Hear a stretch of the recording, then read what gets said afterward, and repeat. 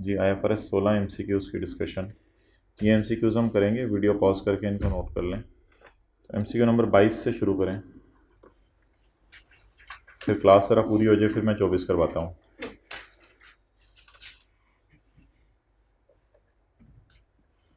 Would leasing limited has certain equipment, lease certain equipment on यकम जुलाई।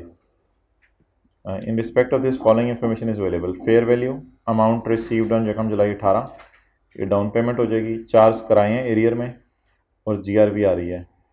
Useful life of equipment is estimated eight 5 years, छुपा हुआ rate in the lease is 16%.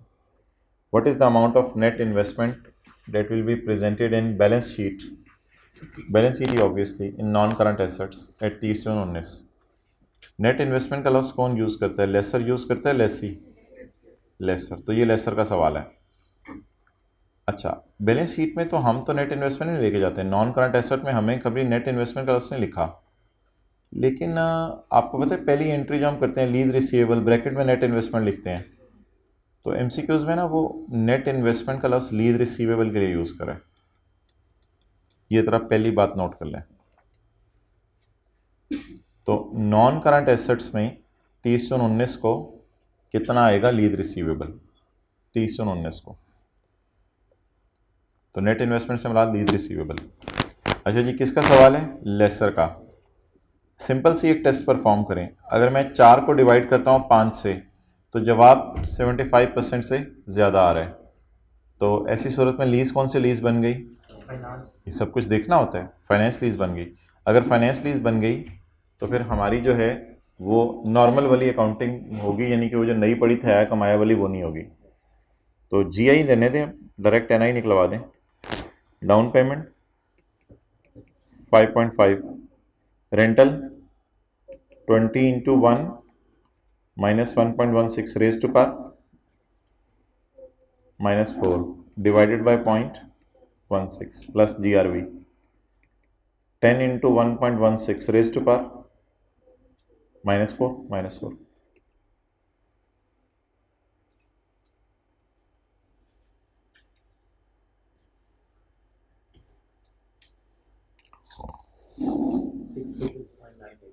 $66.98. अब सवाल क्या है? 30 जून 19 की बैलेंस शीट में लीज रिसीवेबल कितना आएगा, वो भी सिर्फ नॉन करंट वाला, 30 जून 19 की बैलेंस शीट में। तो इसके लिए जी अब मैं बस सॉल्यूशन खोल रहा हूँ। 30 जून 19 की बैलेंस शीट, क्वेश्चन नंबर कौन सा है? 22। आप लोगों ने निकाला है 66.98, मैंने सोल्यूशन में यूज़ किया 67। तो ये 67 आ गया। पहली पेमेंट डाउन है, इसमें इंटरेस्ट कोई नहीं है। 30 जून 19 की पेमेंट के नीचे लाइन लगा दें, ये नॉन करंट है। ये सोल्यूशन है इसका 39.5।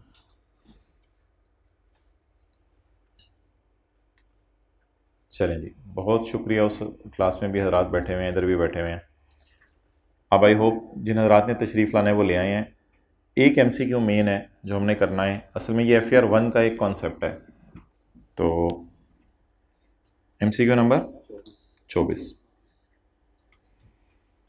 पहले आप मुझे गियरिंग रेशो बता दें, फिर आप मुझे करंट रेशो बता दें, फार्मूला उसका, फिर हम इंशाल्लाह डिस्कशन शुरू करते हैं। करंट रेशो हो गई current assets over current liabilities, और गियरिंग रेशो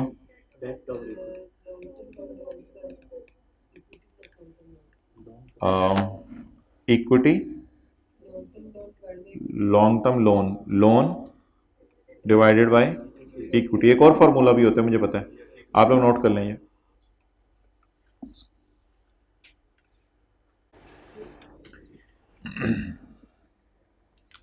अच्छा जी, ये एक और फार्मूला भी है गियरिंग रेशो का, उसमें इक्विटी प्लस लोन नीचे आ जाता है और ऊपर लोन होता है। ये दोनों फार्मूले हैं, लेकिन इससे कोई फ़र्क नहीं पड़ेगा, हम जो भी काम करने लगे हैं कोई भी फार्मूला यूज़ कर लें। ये भी तो एक फार्मूला है। गियरिंग का मतलब होता है कंपनी कितनी रिस्की है, कितनी गियर्ड है, यानी कितना लोन लिया हुआ है बनिस्बत इक्विटी के। अच्छा, अब आप मुझे ये बताएं, एक एंटिटी ने एक्वायर किया property on lease for a non cancellable period of 3 years. Acquires तो लेसी है या लेसर है? Acquires a property on lease, lessee. Lease payments are payable semi annual in arrears beginning from first year. पहले साल के and से semi annual payments हो जाएंगी, तो 6 किस्तें बनेंगी. What would be the impact of this transaction on lease's current and gearing ratio upon commencement of lease? अच्छा, बच्चे सोचने लगे थे पेपर में 6 किस्तें होंगी, ऐसे किस्तें पे करेंगे, ये करेंगे, वो करेंगे, इन सारी किस्तों का क्या इम्पैक्ट होगा. और सवाल ने बीच में ये लाइन सवाल में इरेलीवेंट है.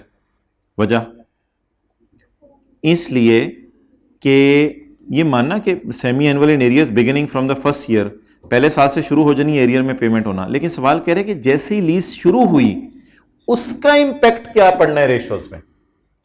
तो लीज शुरू होने की एंट्री बता दें, कमेंसमेंट ऑफ लीज की. ROU debit, lease liability credit. सिर्फ इस एंट्री का इंपैक्ट बता दें सोच के दोनों रेशियोज पे. एसेट बढ़ जाएंगे कहां? करंट एसेट तो नहीं बढ़ने मेरे भाई, राइट ऑफ यूज और नॉन करंट एसेट होता है. चले पहले गियरिंग सोच लें. क्या इस एंट्री के करने की वजह से लोन या लीज लायबिलिटी बढ़ेगी? लीज लायबिलिटी लोन ही होता है, और क्या होता है. तो क्या इस एंट्री के करने की वजह से बिजनेस रिस्की होगा, लीज लायबिलिटीज बढ़ेंगी? अच्छा, लोन बढ़ जाएगा, इक्विटी पे कोई फर्क नहीं पड़ेगा. मेरे ख्याल से अगर ये बढ़े और ये सेम रहे तो ये छोटा नहीं होगा आंसर, बड़ा हो जाएगा आंसर, बड़ा हो जाएगा. तो ये गियरिंग रेशो बढ़ जाएगी. तो इसमें करंट एसेट तो आने कोई नहीं, क्योंकि ये लोन और इक्विटी, एसेट तो आने कोई नहीं. तो मैं ROU को सामने रख के सोचूं या लीज लायबिलिटी को? लीज लायबिलिटी इंक्रीज होने से लोन इंक्रीज होंगे, इक्विटी कांस्टेंट रहेगी, लोन बढ़ गए तो गियरिंग रेशो बढ़ जाएगी. तो गियरिंग रेशो क्या होनी है? इंक्रीज. अब इस एंट्री का इंपैक्ट उधर सोचें. क्यों? ROU तो नॉन करंट है, तो ROU का इंपैक्ट तो जीरो हो जाएगा. तो lease liability, excellent. Lease liability जब बैलेंस शीट में जाएगी तो करंट लायबिलिटी और नॉन करंट लायबिलिटी में अलग अलग तोड़ी जाएगी. जब तोड़ी जाएगी तो उसका करंट लायबिलिटीज इसकी वजह से बढ़ेंगी. अब मेरे ख्याल से डिनोमिनेटर बढ़ रहा है और ये कांस्टेंट रह रहा है. अब अगर डिनोमिनेटर बढ़े तो फिर जरा सोचें, इधर ऊपर वाली फिगर बढ़ रही थी तो आपने कहा था ये बढ़ेगा, इधर नीचे वाली फिगर बढ़ रही है तो उल्टा ये कम होगा. तो गियरिंग करंट रेशो क्या हो जाएगी? कम. तो decrease in current ratio and increase in gearing ratio. मैंने अगली एंट्रीज करके क्यों नहीं इंपैक्ट सोचा? Lease liability debit, interest debit, cash credit, commencement of lease का लॉस लिखा हो.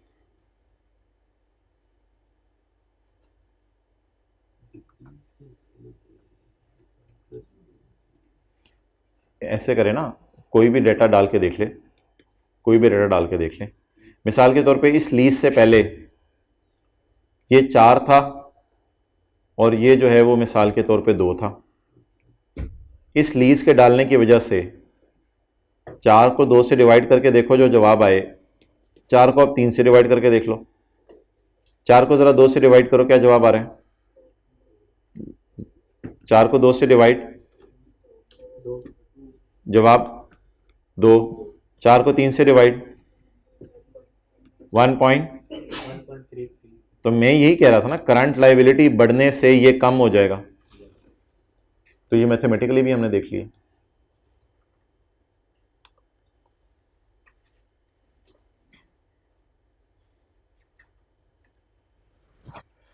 बस ये था एक MCQ जो मेन समझाने वाला था. बाकी तो ऑलमोस्ट वही है जो हमने क्लास में जिस पैटर्न पे किए हैं. अगला बता दें, डिसेंडिंग ऑर्डर में कहते हैं आप लोग, असेंडिंग ऑर्डर में कहते हैं क्या? नीचे से चलें. डिसेंडिंग ऑर्डर, डिसेंडिंग ऑर्डर में बता दें. अगला 15 पास पेपर के ये 2 हमने कर लिए हैं. एक 24 पास पेपर का था और एक 22. 15 15 तो आपने खुद ही करना है, ये वही वाला डाटा जो भी किया है, बल्कि वो गैलेक्सी वाला सवाल है जो हमने क्लास में किया हुआ है, आई के अपने उठा के एमसीक्यू में डाल दिया। हाँ यार, ये 14 करना है, सारे अटेंटिव हो जाएं बहुत ज़्यादा। 14 की ना मैं जनरल एंट्रीज भी करूँगा। ये बड़ा अच्छा सवाल है, ये एक बहुत अच्छी हमारी रिवीजन करवाने लगा है। Faheem limited leased out its building. आप जरा सोच के बताएं, हम लेसर हैं लेसी हैं? लेसर। लेसी तो होता है ना leased building from, leased out its building, तो ये अंडर एंड ऑपरेटिंग लीज। लो जी, टेस्ट भी नहीं लगाने, हैं भी हम लेसर और लीज भी हमारी कौन सी है? Operating lease. समरी का पेज नंबर आप मत खोलें, 67।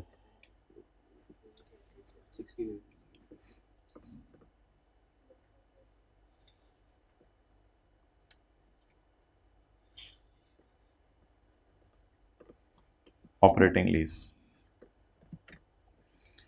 Faheem limited lease out building on यकम जनवरी 11 under an operating lease. The book value of the building is 239,000। अब ना बिल्डिंग की कॉस्ट नहीं उसने बताई, तो इसलिए मैं जनरल एंट्री तो नहीं करा। एसेट खरीदेंगे, लॉयर को फीस पे करेंगे, आया कमाया वाली एंट्री करेंगे, डिडक्शन वाली एंट्री। लेकिन मैं वैसे ही एंट्री किए बगैर एसेट की ज़रा प्राइस लिख रहा हूँ। अगर कभी हमें कॉस्ट ना दी हो ना, तो हम बीवी को डिवाइड करते हैं रिमेनिंग लाइफ पे।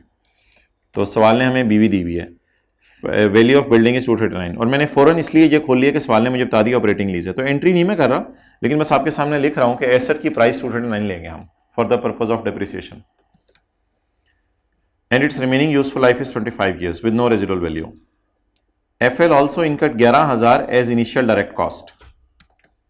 FL also incurred 11,000 as lawyer को फीस दी 11,000। देखा फॉर्मेट सामने खुला हो तो how things are easy. According to agreement 16,000 was paid by lessee as initial deposit. चलो दो कॉलम खोल लेते हैं। Rental income calculation straight line base पे करना है, opening up by column of date and instalment. सवाल ने खुद ही बता दिया लीज ऑपरेटिंग है, तो हम बड़े रिलैक्स हैं। डेट और इंस्टॉलमेंट। लीज हमारी स्टार्ट हो रही है 1 जनवरी 11 को। इसमें पहली लाइन खाली नहीं छोड़ते होते। 16,000 was paid by lessee as initial deposit, down payment 16,000, 16 ही कर लें इसको, and further rental of 10,000 per annum. हर साल कितना कराया उन्हें? 10,000 per annum. Shall be paid at the end of next 2 years, and then 32,000 per annum shall be paid for the following 2 years। The lease term is 4 years। तो आप बता दें दो किराए कितने के बनने हैं? 10,000 कितने साल? 2 साल, और 32,000 2 साल। तो 2 साल 10,000 पे होगा, 2 साल 32,000 पे होगा। तो 31 12 11 10, 31 12 12 10, 31 12 13 32, और 31 12 14 32।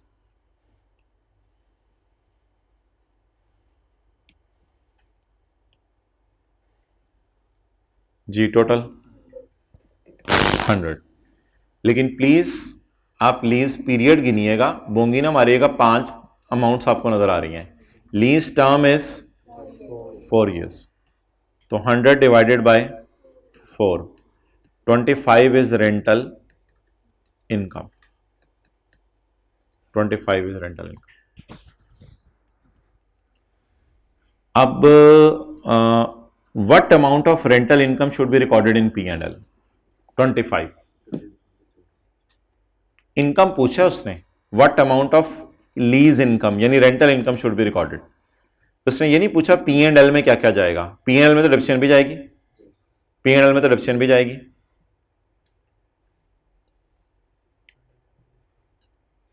अब मुझे एंट्रीज करवाएं।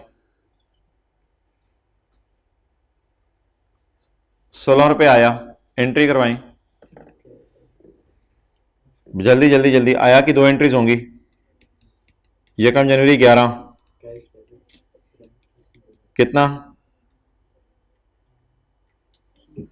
10 प्लीज 10 16 और फिर 31 12 11। ये मैं आया 2 दफे, आया की एंट्री 2 दफा क्यों कर रहा हूं? एक ये कर रहा हूं आया की एंट्री, एक ये 2 दफा क्यों कर रहा हूं? डाउन पेमेंट भी है। ये आया की एंट्री मैंने आपको 2 दफा कर दी, जरा जगह बना के ना 2 दफा कर दी। कमाया 25, ये एंट्री होगी। डेप्रिसिएशन निकालें, कॉस्ट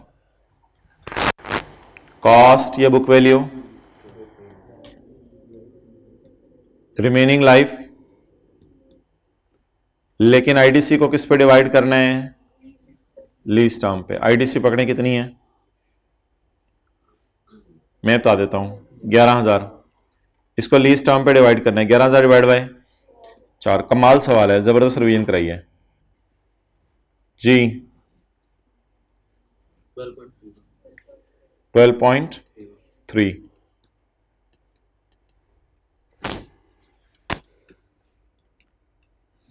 ये पहली वाली ना एंट्री नहीं है 239 वाली, वो मैंने आपको बता दिया है। अब एंट्रीज बन गई 1 2 3 4 5। तसल्ली से ये 5 एंट्रीज कर लें, कहीं लिख लें किताब पे, अगले सफ़े पे जगह खाली है, ये 5 एंट्रीज कर लें।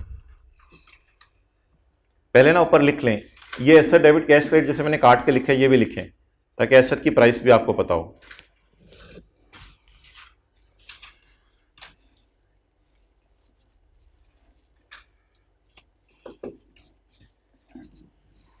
आया की एंट्री 2 दफा क्यों की है?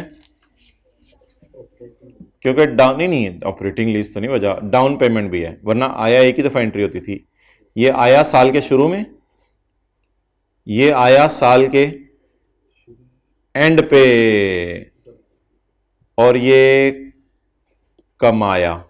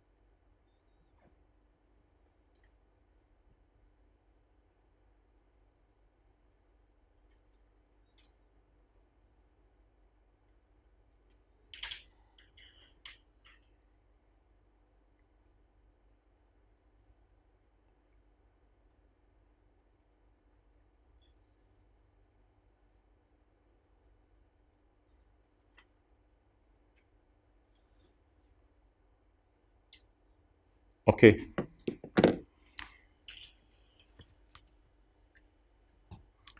इधर डंडे हो रहे ना।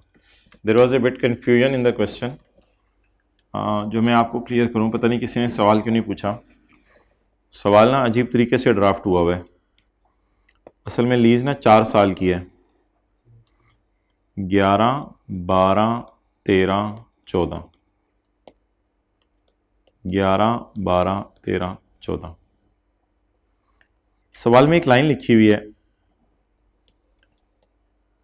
According to agreement 16,000 was paid by lessee as initial deposit. तो 16,000 ये आ गया यकम जनवरी 11 को जो हमने प्लॉट किया। And further rental of 10,000 per annum shall be paid at the end of next 2 years।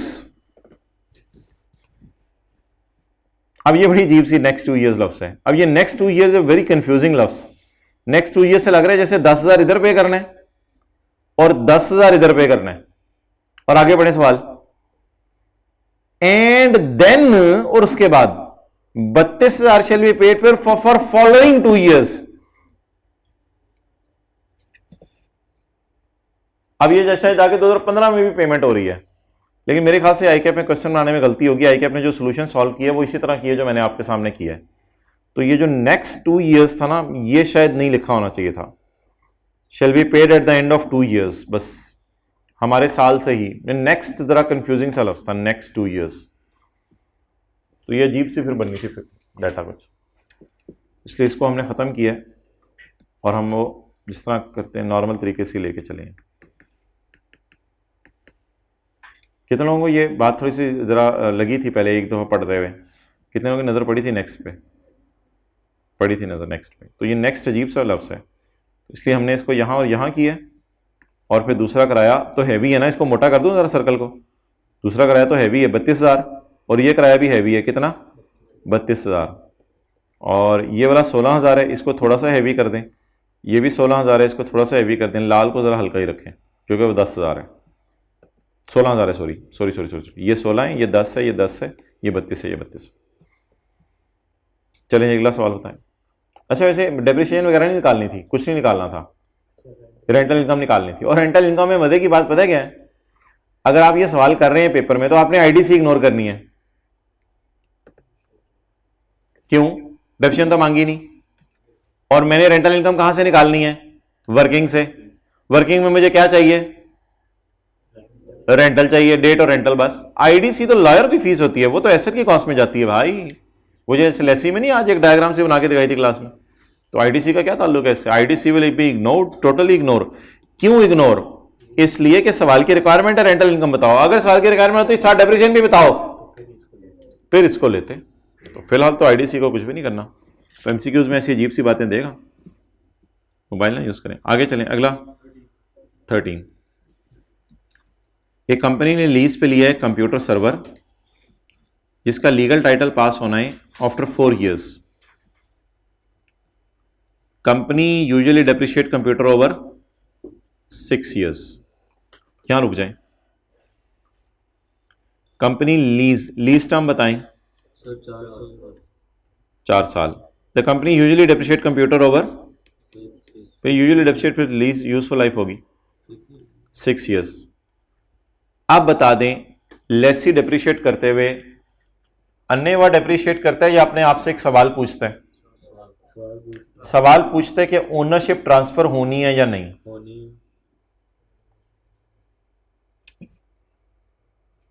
इस डेटे की बुनियाद पे मुझे नीचे बताएं टाइटल क्या होना है? अगर टाइटल ट्रांसफर होना है तो शॉर्टर ऑफ के चक्कर में पड़े या यूजफुल लाइफ? Useful life. तो ये डेप्रिशिएट कितने सालों पे होगा? 6 सालों पे। ये किसकी बात हो गई? कंप्यूटर की।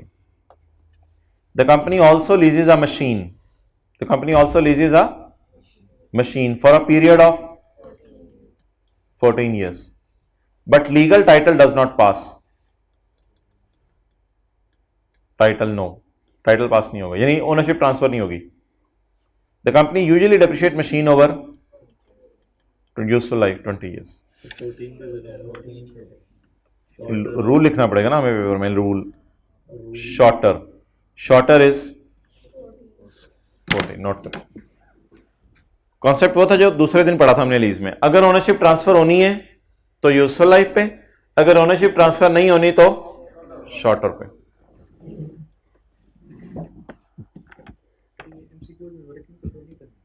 नहीं, वर्किंग नहीं करनी होती, रफ में भी चलेगी वर्किंग। ठीक है जी, एमएफए की क्लास वाले हजरात जा सकते हैं। फिर टेस्ट डिस्कशन और एमसीक्यू उसकी बकाया डिस्कशन आप अच्छे से यूट्यूब पर ले लीजिएगा। आगे चलें। 10।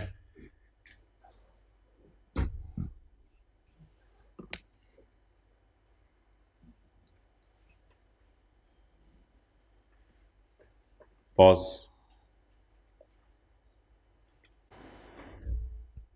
नूर लिमिटेड, एमसीक्यू नंबर 10।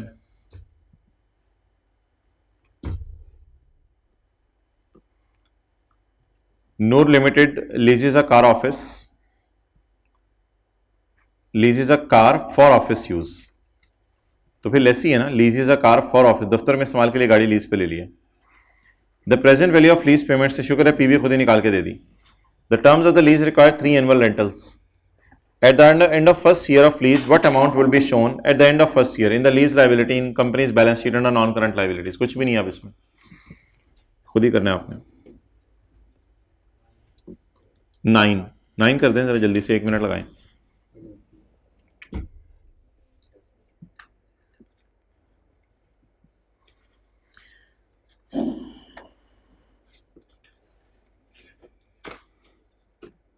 दस सेकेंड हो रहे हैं.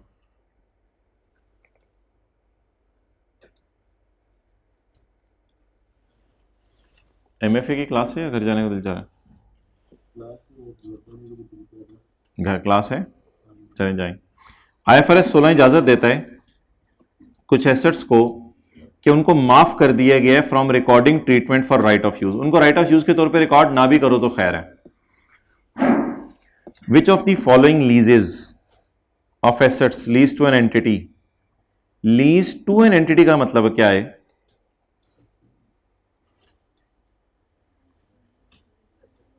क्या? हाँ, कि हम लेसी हैं. अगर लिखा था लीज्ड बाय एन एंटिटी तो लेसर. अभी क्या लिखा हुआ है? Leased to an entity. हमें लीज दिया गया. Which of the following would not be permitted to be exempt. अच्छा, एग्जेम्पशन कब अवेलेबल है या न्यू अप्रोच कब अवेलेबल है? जब लो वैल्यू एसेट हो या शॉर्ट टर्म लीज हो. Which would not be exempt. कौन से एग्जाम्प्ट नहीं होंगे? चले ऐसा करें, पहले short term lease low value ढूंढ ले, फिर मैं बात करता हूं. Vehicle with a cost of 9 lakh leased for 9 months. Vehicle तो लो वैल्यू एसेट नहीं होता, लेकिन ये क्या है? Short term lease. Telephone system, नामी टेलीफोन, मोबाइल को जब महंगी चीज को हमने लो वैल्यू कहते थे, तो टेलीफोन तो वैसे ही. हाँ, ये शॉर्ट टर्म लीज नहीं है इस वक्त, लेकिन लो वैल्यू तो है. जो बेसिस ऑफ कंक्लूजन है उसमें सर्कल लगा रहा हूं, इसे आप हाईलाइट कर सकते हैं. Vehicle with original cost of 9 lakh and current market value नहीं देखी जाती. याद है, व्हीकल में करंट मार्केट वैल्यू नहीं देखी जाती. With original cost of 9 lakh. When new कितने की थी? When new 9 lakh. Leased for. अच्छा, व्हीकल अब लो वैल्यू तो है नहीं, माना कि 45,000 की है, लेकिन लो वैल्यू नहीं है कोई. 9 लाख व्हेन न्यू देखी जानी थी. और दूसरी बात, शॉर्ट टर्म भी नहीं है. तो फिर ये कौन सी अकाउंटिंग? ROU वाली और लीज लायबिलिटी वाली. इन दोनों में तो रेंट एक्सपेंस वाली अकाउंटिंग थी ना. An item of furniture. Furniture low value के नामों में आ रहा था, तो ये क्या हो गया? कौन सी ऑप्शन टिक करें? एक्सेलेंट. A, B और D नहीं. Which of the following would not be exempt. Point C will not be exempt. जी,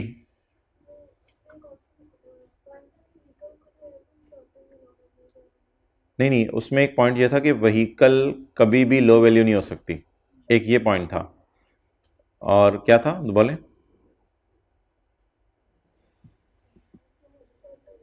हाँ, शॉर्ट टर्म हो सकती है व्हीकल, कोई मसला नहीं. व्हीकल शॉर्ट टर्म हो सकती है, व्हीकल लो वैल्यू नहीं हो सकती. अगला कौन सा है? 7. ये तो कुछ भी नहीं है. यकम अक्टूबर को मुल्तान ने एक्वायर किया एक plant under a 5 year lease. Lessee हैं लेसर हैं? Lessee. The agreement had implicit rate of 10% and annual rentals of 6 are to be paid. Present value भी खुद ही निकाल के दे दिया. What would be the current liability in balance sheet. Balance sheet में current liability बतानी है.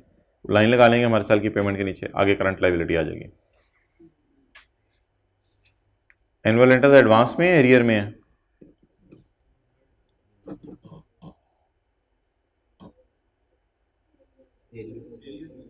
कैसे पता चला?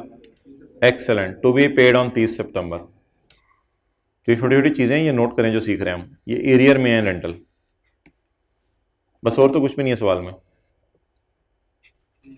लेसी का सवाल है एरियर का, सादा सा. MCQ number 3. ये तो कर लिया, करें जल्दी.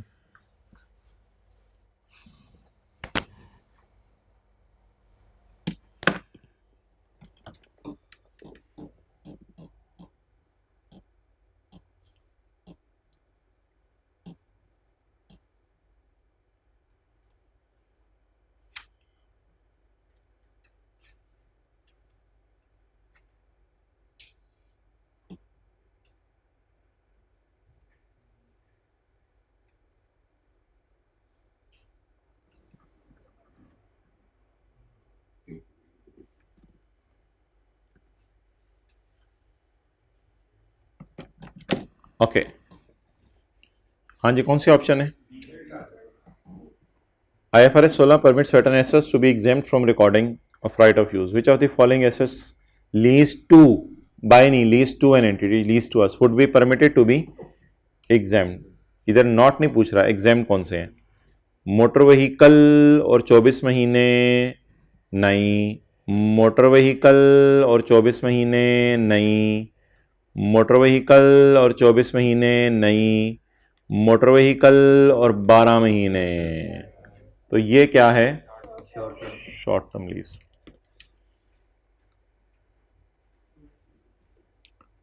During the year ended 30 September 2014 an entity entered into 2 lease transactions. ये मत देखा है आप, 2 लीज ट्रांजैक्शन, नंबर 1 ये, नंबर 2 ये।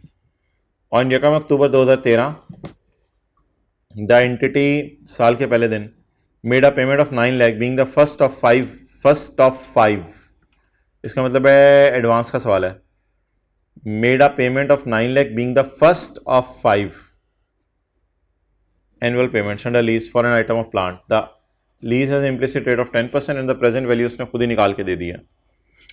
तो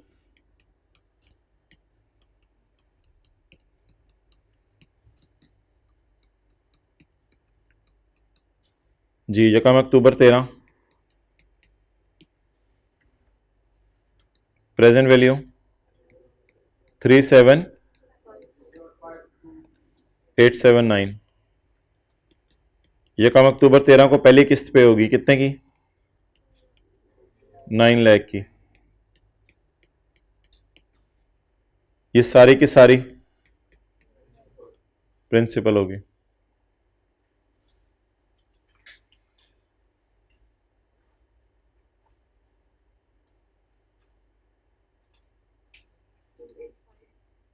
टू 8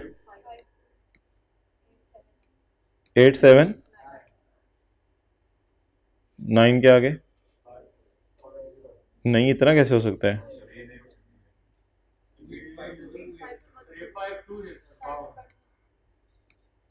एट सेवन नाइन। यकम अक्टूबर 14, इंटरेस्ट 285,288। बस छोड़ें, आगे प्रिंसिपल निकालने की जरूरत नहीं है, उसने सारी P&L मांगा हुआ है, प्रिंसिपल और बैलेंस की जरूरत नहीं है। अब आप ढूंढें जरा कि P&L में क्या जाना है। 30 सितंबर 14 का इंटरेस्ट ढूंढें, 30 सितंबर 14 का इंटरेस्ट, ये पेएबल है मुझे पता है, लेकिन मैंने कौन सी बैलेंस शीट बनानी है? 30 सितंबर 14 का इंटरेस्ट बोलें जी, 285, ये क्या हो गया? डेप्रिसिएशन निकालें।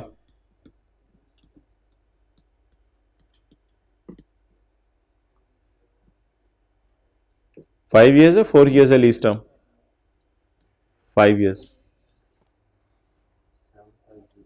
7,5,7,6 ये रेप्शन आ गई। दूसरी लीज पढ़ें जी। ऑन यकम जनवरी 14, साल खत्म होने से 9 महीने पहले, साल खत्म होने से 9 महीने पहले हमने पेमेंट कर दी 1,80,000 की for 1 year lease of an item of equipment. 1 year की लीज है, 12 महीने वाली भी क्या होती है? Short term. एंट्रीज बताएं।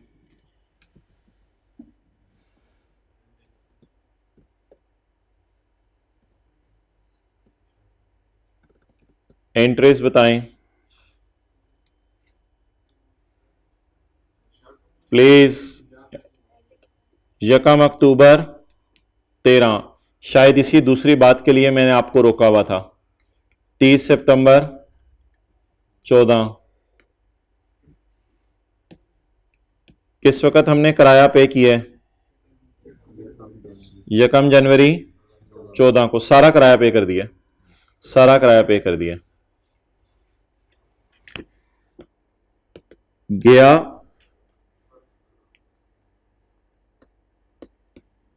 खर्च हुआ, क्या खर्च हुआ को अगले साल पर डिपेंडेंट रखें या खर्च हुआ कुछ हमारे साल भी रिकॉर्ड होगा?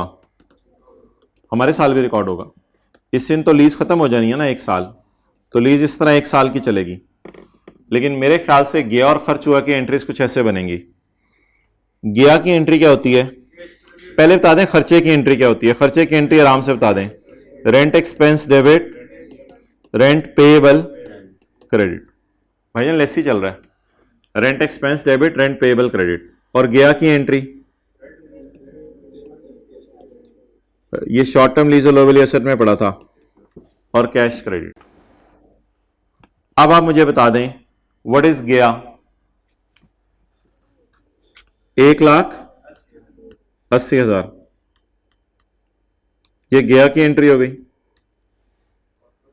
खर्च हुआ, पूरे 1,80,000 को खर्चे में डाल दूं या 9/12? वैसे तो डायरेक्ट भी 9/12 निकाल सकते थे, लेकिन वो जाहिर बात है मैंने एंट्रीज भी आपको सिखानी थी, पेपर में एंट्रीज भी तो आ सकती हैं। 1, बाकी खर्चा कब बुक होगा?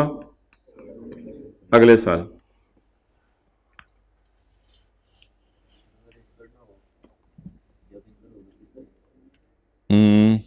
नहीं देखो, इनकर का मतलब होता है यानी इस्तेमाल कर लिया एसेट। जब 9 महीने एसेट इस्तेमाल कर लिया तो इनकर तो हो गया खर्चा।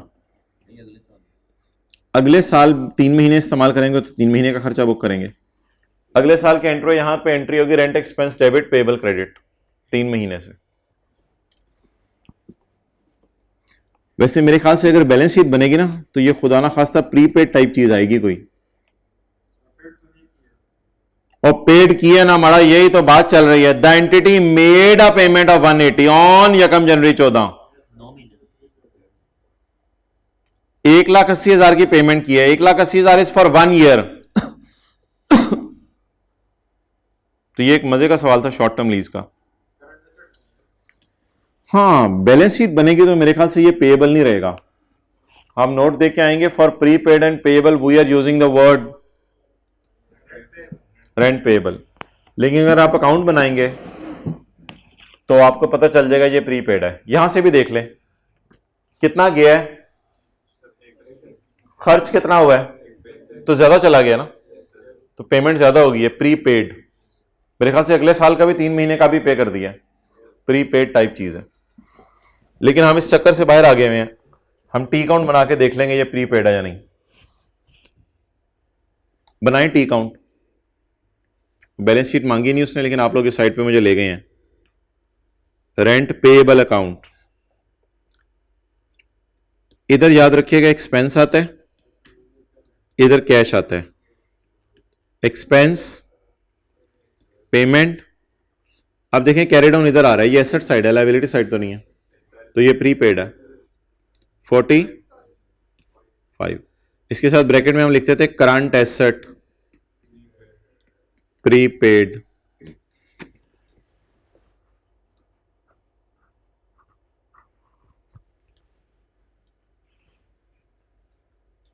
छोटी सी एडजस्टमेंट थी 1,80,000 की, लेकिन जिंदगी में पता नहीं क्या क्या समझा के चली गई।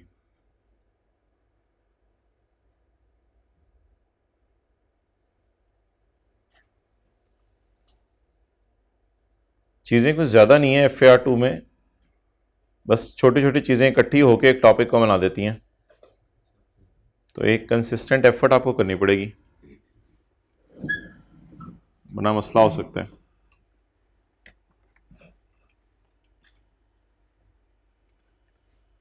टेस्ट का सॉल्यूशन कितने लोगों ने देख लिया था? अपलोड हो चुके हैं? खोला नहीं है? अच्छा मुझे बता दो एक्सपेंस कितना है? 1,35,000। तो ये क्या है, इंटरेस्ट एब्सेंट रिकॉर्ड करना है या रेंट रिकॉर्ड करना है? शॉर्ट टर्म लीज का रेंट रिकॉर्ड होगा। ये पहली वाली लीज क्या है? ये तो लो वैल्यू एसेट नहीं है, यहां तो कहीं नहीं लिखा हुआ लो वैल्यू एसेट, ये तो प्लांट है। और ये लीज भी 1 साल से, तो ये तो डिडक्शन इंटरेस्ट छोड़ के जाएगी। और हमारे वाली लीज क्या छोड़ के जाएगी? रेंट। रेंट कितना? 1,35,000। अब टोटल मारें, 11,1 864 कोई ऑप्शन आ रही है डबल वन? हाँ ये आ रही है, ऑप्शन सी टिक करेंगे क्योंकि उसने P&L मांगा है।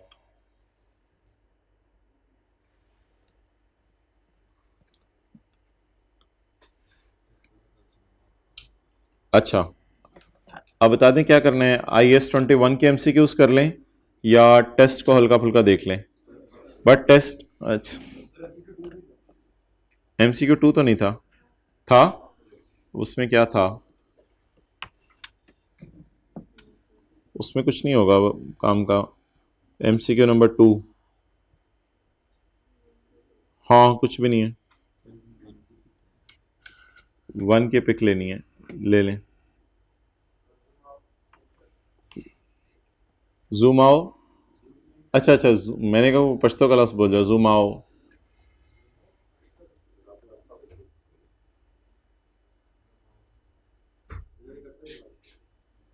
इकट्ठा तो नहीं मैनेज हो सकेगा, इकट्ठा मैनेज कैसे होगा?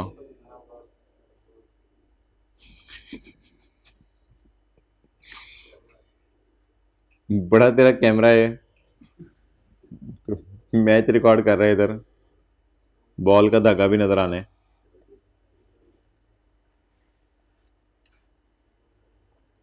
टू तो खुद ही कर लीजिएगा। अच्छा टेस्ट 2 डला हुआ इधर, टेस्ट 3 कहाँ पड़ा होगा लैपटॉप में? कैफ 5 सितंबर 2023 ये वाला सेशन है आपका। अभी IS-21 तक पहुंचे हैं सिर्फ। टेस्ट 3 चलें। किधर जा रहा है ना कर यार, ओ यार जाने दे यार, क्या घर जाके क्या करना है तूने? इसमें सोते हो? फिर तो कोई जरूरत नहीं, जाने की, बैठो। फैमिली फोन आ रहा है, सुन लो साइड पे हो गए। क्या चाहिए?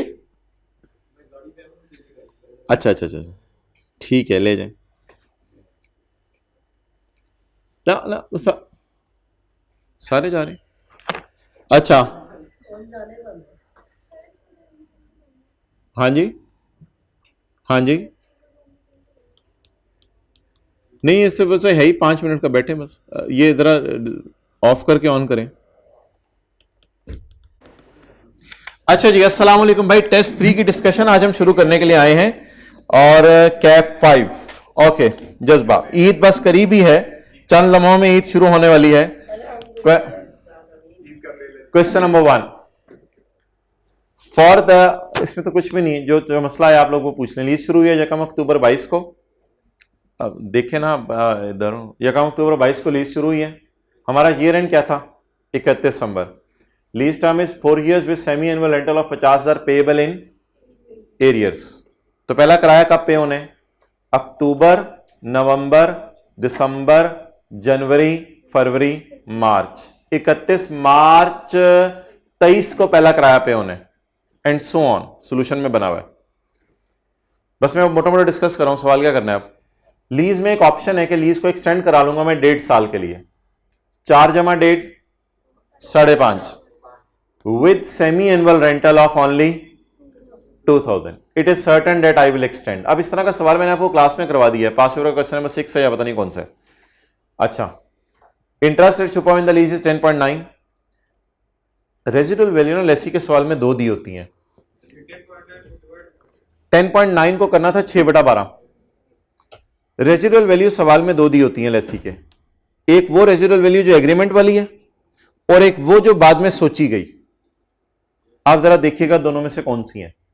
The residual value of machine at the end of 5.5 years is estimated at, ये सोच वाली है, out of which lessee has guaranteed 2200, ये एग्रीमेंट वाली है जी। वादा कितना किया? 2200। थोड़ा सा इंटरेस्ट शो करें, बस 2-4 मिनट में क्लोज कर। वादा कितना किया? एंड पर कितने का बिक सकता है? तो इसका मतलब है 6000 वाली चीज अगर दे जाएगा तो फिर 2200 नहीं देने पड़ेंगे, तो GRV 0 लेनी थी। और इसको तो बात होगी हमारी डिटेल से। अभी ये पास पेपर क्वेश्चन 12 भी कल किया है, तो ROU डेबिट कैश क्रेडिट जी।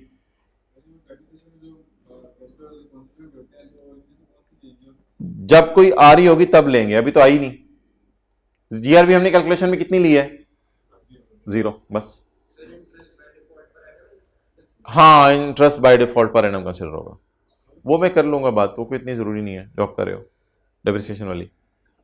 ठीक है, हाँ आपको कह रहा हूं कर लूंगा कभी, नहीं नहीं ये डिस्कशन से रिलेटेड नहीं, वैसे कर लेंगे। हाँ हाँ, interest by default rate per annum होता है, अनलेस के सवाल बता दे। बाय डिफॉल्ट पर एनम ही लिए लेंगे ना, इसीलिए इसको फिर 6/12 करेंगे।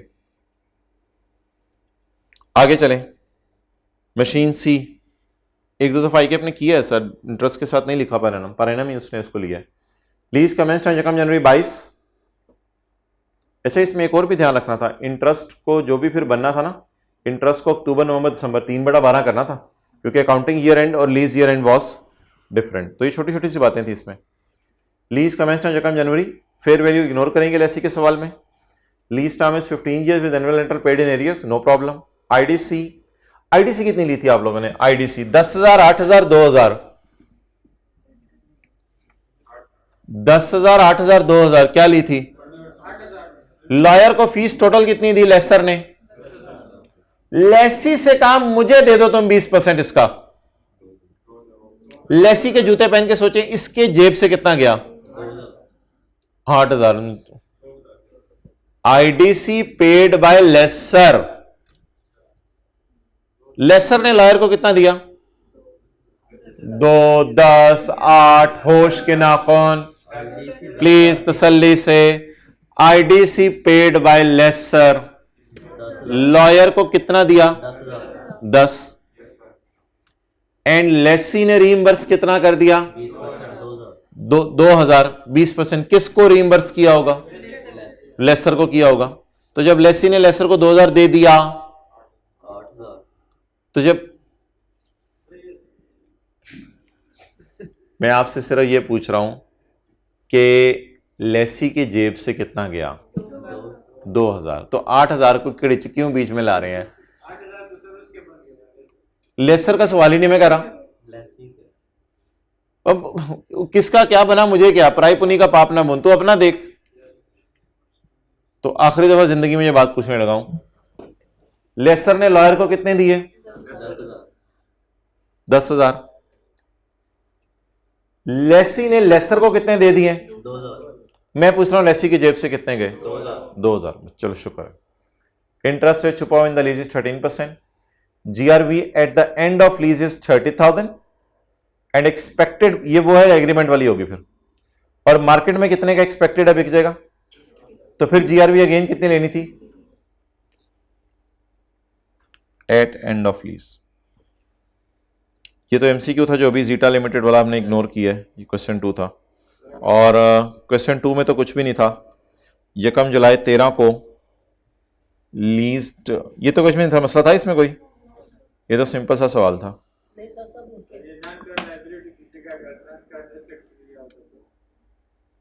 तो नंबर नॉन करंट लायबिलिटी की जगह आपने नॉन करंट एसेट समझा, तो फिर आरओयू लेके गए होगे आप। जब आरओयू लेके गए होगे तो आपने फिर मोंगियां मारी होंगी, तो फिर आरओयू तो मांगा ही नहीं था। चलो ठीक है, क्लोज कर दो।